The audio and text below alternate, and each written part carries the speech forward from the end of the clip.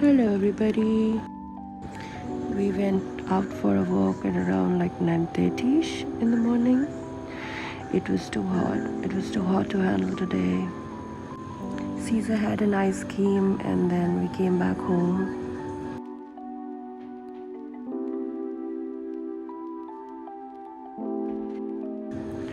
I'm having headaches since last night, but still I really wanted to do some exercise, so I did 10 minutes of 10 Surya Namaskars. It was a quick Namaskars that I did.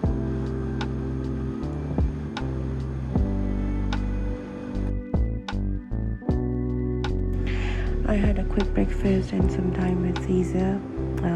And at night, I was about to call off the day when I saw this baby lizard. I hope you all had a good day. Thank you for watching.